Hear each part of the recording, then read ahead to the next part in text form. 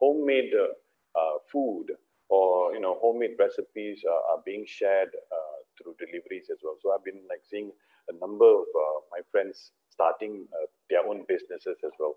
So I think not a lot of we can't actually just focus on the bad thing which has happened to all of us, the impact, but actually a lot of people have realized that they got talents which they can diversify their income as well. So, but without wasting any more time with that particular comment from the MC, let's head to our speaker session for today, which will be presented by Sam Conn, e-commerce consultant from Beyond Infinity. Sam has been in the e-commerce industry for the past 9 years and continues to grow strength in strength. He is also chosen 1 out of 1,000. Guys, he's a chosen 1 out of 1,000 entrepreneurs to visit the Alibaba ecosystem in 2019 under Jack Ma's initiative. Previously, he was the recipient of the Lazada Top Category Award in 2018 and 17, 2 years back to back. For the e-commerce business, he has successfully transformed from offline to online with record sales of up to 1.5 million from e-commerce marketplace platform. Now, Sam, good morning and take it away. Hi, good morning, everyone. Thank you, Bali, for the introduction. Thank you, Wordlabs, for the invitation, and also MDEC for this initiative. Good morning, everybody. I'm going to share on my screen. And today, I would like to first introduce myself. Bali has done a very great introduction. Just a little bit about myself. My name is Sam Conn from Beyond Infinity Consultancy. And today, our topic here today is pushing the tech envelope to nurture e-commerce for a post-COVID-19 world. Now, what this means is, how are we as business owners going to actually break through the boundaries? So in our session here today, what are we going to expect? And I'm going to focus into 4 areas here. First, a little bit introduction about my company. And then we're going to take a look on the overview of COVID-19 towards businesses. What is the impact? And thirdly, we are going to look into the global digital behaviors during COVID-19. So businesses like yourselves today, all the participants can capitalize on this opportunity and see whether this will be useful for you should you embark on the digital journey. And finally, I would like to personally highlight 5 e-commerce focus areas. Should you be embarking on e-commerce, let's look into what's trending right now, what works right now. So I'm going to share with you 5 important points here today. So once again, thank you very much for Wordlabs for inviting. And now we're going to begin our session here today. A very brief introduction about myself. Beyond Infinity, we have actually achieved e-commerce top awards. We have been also featured in Business FM regarding the O2O transformation of the business that we have successfully on board, and became a keynote speaker in major e-commerce conferences such as the Lazada conference last year. We have also appeared in TV talk shows as moderator, panelist, and also to share our knowledge and expertise in the area of digital economy and thought leadership related topics. Finally, we are also a featured writer in magazines and newspapers regarding the ins and outs of e-commerce in local and digital publication. Our aim of the company is to share all this digital knowledge with peers like you all so that you can implement in your businesses successfully. Now, you'll be wondering, why have we been interviewed by BFM? Why have we been invited to be panelists or moderators? Well, this is because we focus in these 5 areas in our business. Now, firstly, we actually help businesses to transform, and we consult these businesses from offline to online. Now, if your business wants to get online, we help to identify how and what is required. We can even advise, design, and implement e-commerce solutions. So these are e-commerce solutions for businesses who want to get online. We work with partners and we have a team to handle them. And some prefer to fish. Some also learn how to fish. So in Beyond Infinity, we do both. We train businesses in upskilling themselves and updated with the e-commerce know-hows to boost online sales. We're also invited into speaking engagements. We've spoken in various platforms always sharing the latest insights and leadership thinking in e-commerce. And today, all of you are very fortunate to be here as well, because we would like to share with you one of our latest insights today. We also assist businesses to increase their revenues through personalized e-commerce and business transformation coaching. So these are the 5 areas that Beyond Infinity is focused in. Now, without further ado, allow me to move forward with what actually COVID-19 has impacted our local businesses. Now, to give you a rough overview, the MCO has actually severely impacted businesses in our country. To give you a simple illustration of the impact, and I do not want to dwell too long into this, just to give a general overview to most of our participants here today. 98.5% of business establishments in Malaysia actually belong to the SME category. And our SMEs are expected to contribute an approximate of 41% to our country's GDP. However, due to COVID-19 and also MCO, in fact, for the past more than 50 over days, most businesses were actually forced to temporarily close. And obviously, even now with CMCO, some of them moved beyond and couldn't operate as well. What I would like to share is a recent study that has been done by our statistics department shows that roughly about 46.6% of self-employed respondents actually lost their jobs during the current scenario. And even some of the experts in our national bank predicts that this COVID-19 will further push our unemployment rate to 4%, and recently have been adjusted and published in news that it could go up to near to 5%. What this means for businesses is actually a lot of businesses cease to operate. And reason one is because they couldn't find an additional revenue or couldn't find additional channel to generate revenue. And so today, having this topic is, we would like to explore how actually digital, online, or e-commerce can actually help you to build that channel for revenue should you belong to just a retail, a physical store, and you do not have any online channels at the moment. So a quick look into global data in terms of consumer digital behavior.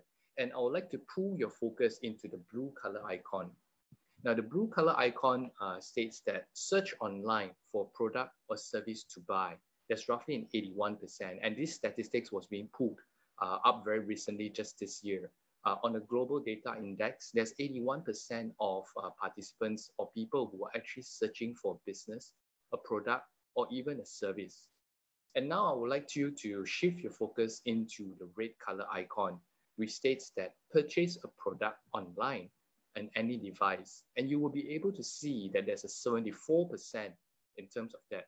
So if you look into the entire global data, it shows that there's a high percentage of people, searching across the globe. So this inclusive of Malaysia as well. Secondly, as we look into the different age groups here, you see that between the red color, yellow color, green color, and blue color, right? 16 to 54-year-old, the spectrum over here, there's an average increase of roughly about 47% in spending more time shopping online. So if you look, if your customers fall within the age group of 16 to 54 years old, right, this simply means that they are increasingly spending more time searching what they want or need online. Thirdly, with mobile phones being accessible by many, there's an average increase of 52% for people who have made purchase online via mobile between 16-year-olds to 54 years old. So I'm focusing on 16-year-olds and 54-year-olds because these are the general consumer age that most of us are targeting in. And the average number is taken by all of these 4 categories, and we see that there's a 52% increase. That means during COVID-19, what happens is there's an increase of people actually purchasing via mobile. Well, this is just mobile, but what it actually means that it's also online as well. So statistics don't lie. What this number indicates is there has been a rise for consumers to reach for your business, your product, and also your services online. They are also prepared to buy. The question is, are your businesses there? So I'll leave that to you to think a while. Now, during this time, our company, we have been swamped with queries from various industries. So what I've done is I've filtered various scenarios, which I think I can summarize into these 5 e-commerce areas that I would like to share with you here today. And I think it's helpful for businesses to break through post-COVID-19 with e-commerce. So this is my first point. Refocus your priorities. Now, I understand today many of the participants here who are listening to this webinar right now would most likely concise from a physical retail, or at least have a retail outlet. There are some of you who may have e-commerce, but this is also applicable to you. Now, pandemic has definitely bring a sharp fall in terms of the foot traffic, meaning that during MCO period, nobody could actually come to your physical store. Now imagine this. This will continue to actually affect businesses in the coming next rolling 6 months until there's any drug that could actually cure this. However, the concentrated traffic right now appears to be online, within the online space. And I'm sure that most of you here today who comes for this webinar have gone through a series of webinars and heard of this. So what am I trying to emphasize here? So regardless of what business you are in, start leveraging on the online traffic. So we all know that online traffic, that's where the traffic is. Let's focus on that. Now, how do we do so? First, identify the suitable sales channels and distribution channel that you can help your business to reach customers. Number 2, shift your strategy and get your team to focus on the platforms that can build revenue pipelines for you. Now, with a little bit of research, you would be able to see what platforms are actually much more suitable for you, or in fact, maybe building your own would be suitable. Thirdly, focus your resources, your team members in building that channel. I think that's very important. There were many SMEs that think that many of their people will not upskill. However, you'll be surprised that when you actually have a one-to-one session with your employees, they actually have skills that you may not have discovered when you first hired them, right? So regardless whether you are in manufacturing, retail, or even service lines, get in touch with your clients, educate them, and remind them that you are now online.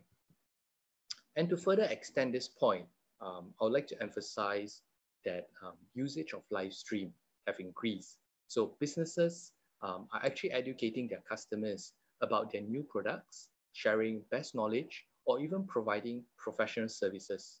So whether it is your website, your social media, etc., you can put in your latest info about your business to engage your clients. So here's a tip. It is not always about selling your product, right? Don't just go on live stream and say, oh, you got to buy this, this is extremely on discount, right? Take this opportunity to actually educate your clients or potential customers why your product or service is currently and will continue to be at the top. And they should continue to engage you after this. Now, we all heard about adapt to the new norm, adapt to the new norm. Now, the norm takes some time to settle in. But the second point that I wanted to point out is accept that consumers' behavior is different now because the pandemic have caused us to have social distancing, the way we perceive in terms of physical touch, human interaction. So people are different now. So it is time to adapt to this new behavior. And under this, I would like to emphasize in 3 areas, right? The first area would be customer interaction. Many retail customers may not be comfortable having a face-to-face interaction, despite MCO currently have been, quite uplifted. Now, if they have any questions about your product or service, consumers generally right now prefer to have a safer and less physical interaction. So when you are exploring to go digital, having some thought on this feature will be important. And having your team to be trained to interact online with your customers is crucial because the entire interaction is very different from a physical interaction. Secondly, we look into purchase behaviors. Purchase behaviors have definitely shifted with higher traffic, such as e-commerce marketplaces, social media, store websites, compared to offline or even physical retail. One of the convenience of purchasing online would be payment systems. So make sure that if you do choose to go online, whichever platforms you choose or whatever website that you plan to set up, it does include allowing customers to make payment as easily as possible. Even right now, we see that the physical retails that are thriving is because they have adopted cashless payment, which makes everything easier. So think about from a customer's perspective, if they want to purchase something, make sure that payment system is not a blockage for them. And finally, when we look into fulfillment, we all know that fulfillment plays a major role after a customer have purchased your product or service. So with the new norm of social distancing and minimizing contact, you would like to rethink how do you actually deliver your product or service to your clients. Would a Zoom call be required, a Microsoft Teams required if it's a service? But what about products? What courier can you use? Or would there be contactless pickup points? So the critical part, in terms of adapting to this called new norm, or I call it new behavior, is to be sensitive to your customers. Let's not always keep thinking about our business, I want to do it this way, but let's think about our consumers. What are they thinking? What are they concerned about? What are they worried about? So every business targets different segments of consumers, each with their own digital literacy. So it is important to make your content accessible to them, user-friendly to them, so that they're easy to browse and easy for them to understand, to take action. So remember, it is always about customers, customers, customers. Third point, e-commerce operates differently than retail. You don't have a physical retail assistant physically helping your customers and closing the sale, which is why e-commerce focus a lot in content persuasiveness, and we call this content evolution. In this, we will look into 4 pillars that creates persuasion in online. The first one is descriptive. Now, could be your product description, the way you write your copyright. Now, description is where customer will read about why they should engage you or purchase your product. In the online world, customers have so many different choices. And if they don't find the content that they are looking for in your business, they can actually easily just exit from your store. They won't tell you how, they won't tell you why, and you just see them just dropping out. So they may not even initiate to ask you. So think deeply, what description matters to your customer? If you have a product or service, what is the main caption that could actually capture their attention and allow them to understand your business better? And then we evolve into visual image. They say that picture paints 1,000 words.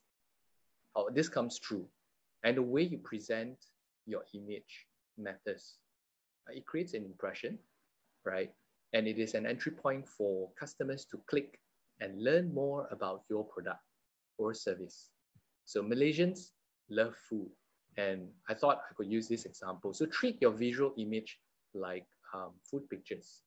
The more inviting and appetizing it is, the higher chance customers will want to click and find out more information about it. So I thought this example will be quite easy for people to understand. Now we look into narrative video, and I have to say that during this period, video and live stream have gained extreme popularity. And the focus in this tool would be, how can you demonstrate your value so online customers can purchase from you? And I would like to part this keyword with all of you. In your video, the most important demonstration is value, right? It's not about the sales, it's not about the promotion, it's not about the discount. It's about the value of your product or service, helping in solving a problem that your customers would have. And live stream definitely have just took off in our country. So During MCO, you will see, bursts and bursts of Facebook live streams, live streams in e-commerce platforms as well. You see pretty much on any platform, I'm sure. However, the key to live stream is to be able to engage and captivate your audience in real time. It is almost like this webinar here, making it a two-way communication rather than just one way. So the fourth area in terms of breaking through for COVID-19, post-COVID-19 actually, is to understand the era of fragmentation. Fragmentation means that everything is pretty much scattered, right? We are actually right now belonging in an era of fragmentation, whereby consumers do not have the time or patience to actually look into a lot of text, so descriptions or even information. A simple example of this would be how news channels have actually put their focus into short videos. And in my slides here, you can see that Business Insider and SCMP, South China Morning Post, have actually adopted, using Instagram, using Facebook to create short videos. So putting this into practice for your e-commerce would be keeping your content short, simple, and sweet, right? Short, simple, and sweet, allowing consumers to digest your content and be persuaded within a short time. Just to share with you, an average caption or captivation of a video or product video is usually less than 1 minute. So think about that 1 minute. What can you do if you were to create a product video or a video for your business within that 1 minute? And lastly, I would like to part with you is, these are some of the very common e-commerce common mistakes that usually my clients that I meet, or the usually sellers that I've seen before, right? These are all mistakes that I observe from even my students before they come to me or to my training. The first one is poor representative of product title SEO or product description.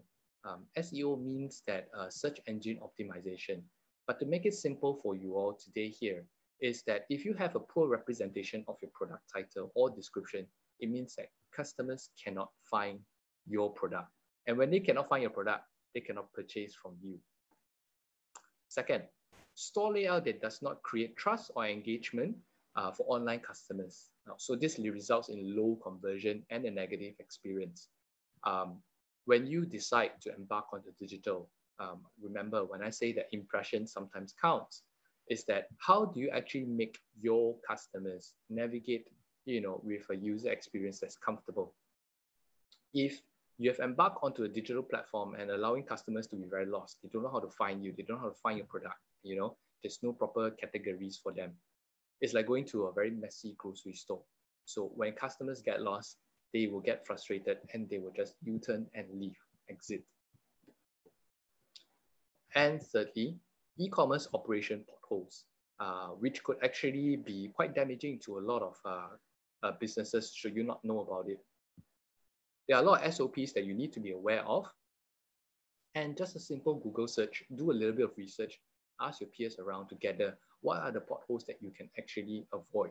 Because some of them can be costing a bomb.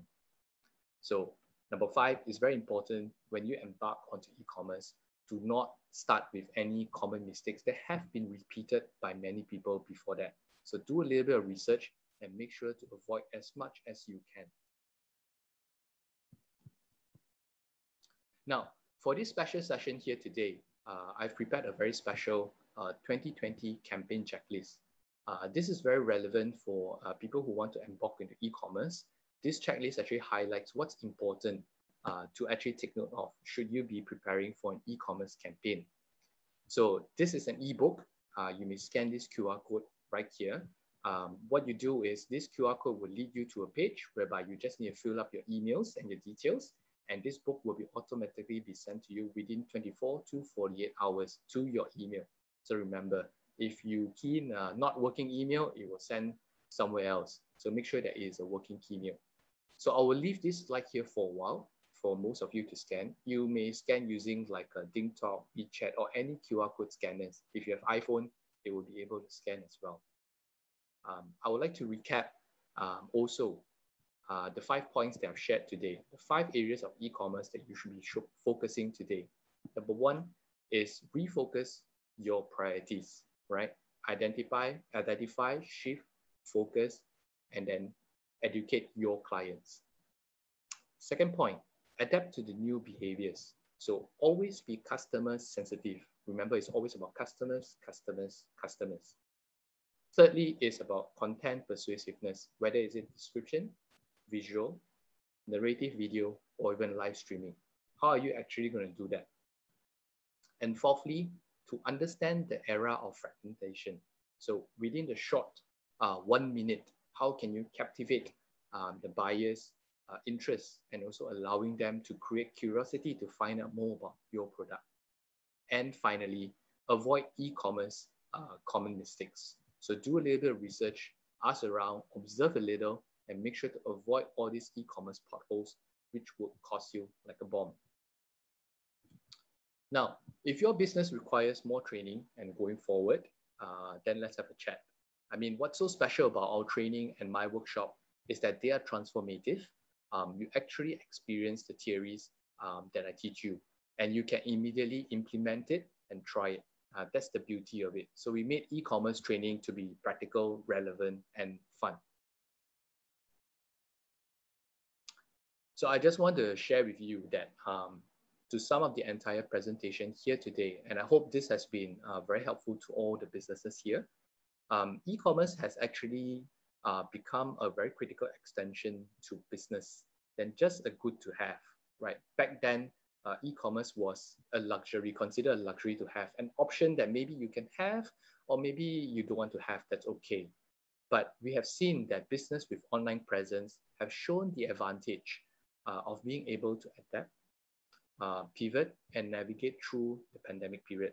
So let's all be open-minded, embrace how e-commerce can boost revenue for your business, and persevere. So I hope this webinar has been helpful for your business. Now do bear in mind, survival will take work. If you got any questions, give me a shout. I'm here to help your business, and together we can get out of this. Thank you very much for your time. Wow. Thank you, Sam. Thank you so much. What I really liked about your presentation, which was very different from all the others, is that you had a QR code at the side, and I was also getting busy registering because I wanted the handout of 2020. That's what you said. That was the title. Sorry, I can't hear you now. I'm losing you now. Yeah, it's a campaign checklist ebook. Well, but so I clicked on it, so that was really interesting. So now we have a couple of questions, but one question from me itself. You know, when you mentioning that this QR code will expire 48 hours. Okay, so guys, the QR code will expire in 48 hours. Thankfully, I've already registered. But now, question, Sam. Now, when you said pushing through content, you know, you definitely need to do a little bit of marketing so you attract buyers to buy. Now, you see, whenever I want to buy something today, let's say I have something which I really want to buy. Let's say I just bought recently a glass jar. So I just went to Lazada. But the thing is, how do new competitors, or like, you know, how does new entry to actually start competing and trying to actually push their product or their brand or their content up to the media platform? Based on your experience, what is the best platform? Because you see, YouTube, for instance, if you're watching a YouTube video and then suddenly an advertisement comes, right? A lot of people don't really listen to that 5 seconds. I will be actually like click, skip, because I want to watch the video. So in your opinion, what is the best, platform to push your content or actually market your content? Right. So I'm assuming that this will be for product-based businesses, right? Well, a lot of different platforms actually work for different people. But if we were to look at Southeast Asia in general, we already identify which are the two largest platforms. One starts with L and one starts with S. So it's either Lazada or Shopee that has been maintaining right at the top. Why so? It is because they invest an immense amount of resource to pull in the traffic. And I'll give you a very simple example. If you were to compare, say, a Kota Baru mall and compare to Pavilion Mall, you can already see the stark differences between Pavilion Mall and Kota Baru Mall. Pavilion generally have more products, and people like to go there because they like to browse, right? They like to check out what's new and what's important. And I would like to relate this to one of the Q&A that have just popped up. They say that, can you compete with the big boys or either big girls, right? In fact, you can. The idea is that it's not always about price. And like I said, it's always about value. So first, identify which platform actually works for you. Where has the most traffic? And today, I would like to share with you that in Southeast Asia in general, you will see number one, number two fighting. It will be Lazada and Shopee. Why do I always share this example to my clients? Is to give them an understanding where should they begin their journey. You want to start somewhere whereby you can minimize your effort and minimize your resources. If you were to start in Kota Baru Mall, just an example, right? You will need to invest in, marketing, advertisement, hiring people to, get the word out. But if you start in Lazada and Shopee, you may think that you are drowned by all the big boys and big girls. In fact, it's not. The traffic is there. So people will continue to move along. The question is, how do you attract them to come to your store? The traffic is already there. So I would like to relate back to, my third point just now, which is about the content evolution and persuasiveness. So invest your value and your time and your resources into the image, the product descriptions, the videos, and the live stream. Right now, I can give you a tip. Live stream is actually a leveling field. So if you want to compete with the big boys and big girls, go on to live stream because you will be on the same ground. Everyone is starting at zero all over again. Okay. Sylvia Lee has commented that please share the QR code again if possible. Yes, we can actually share that shortly. But now, Sam, what type of industries can B2B, e-commerce be applied to? I mean, like B2B e-commerce, which type of industry? You mean business to business? Yes. Okay. When you're talking about B2B, you can look into like the Alibaba platform, right, whereby they conduct a lot of B2B business. But not to be shy away, there actually a lot of businesses actually started from B2C. I've known many of my clients and brands, they actually went into B2C in Lazada and Shopee, and eventually they became a B2B market. So B2B, you may find different platforms. There are also platforms such as Droppy as well, which are B2B platforms. Go do a little bit of research, right? However, should you have presence in B2C, the idea is this. Generally, Malaysians who shop on Lazada and Shopee actually has a job, right? They are working in a company. And when they find something of a really good deal, they will usually try to reach out to the buyer and ask whether if I purchase this in bulk, could that be cheaper? And some of them will try to take this offline, whereby they try to connect with the buyer themselves and negotiate a deal for B2B. So B2C actually creates that sort of marketing value for you to create a B2B opportunity. All right.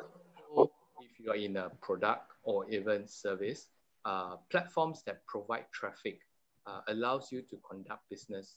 The question is, how are you utilizing it and leverage it? So that is a little bit of skill. I have a lot to think for because you see, I'm not a product. I mean, I am a product by myself. You see, I don't actually produce anything. So I got a lot of things to think about. But you're right. Live stream is the most important in my kind of business. But right now, I'm seeing a lot of people marketing their products as well through live stream. And you're right.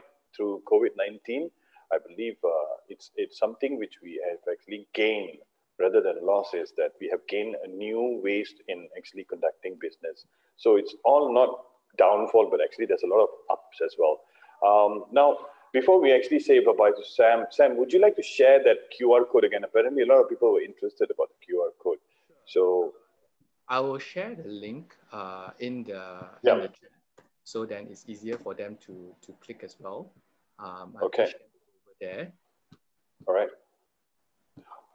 Okay, Sam, thank you so much, Sam. Thank you so much for your time, and hope you and your family are safe, and we will see each other after this. And that was Sam Con, e-commerce consultant from Beyond Infinity. And before we move to the panel discussion, let's go to Paul.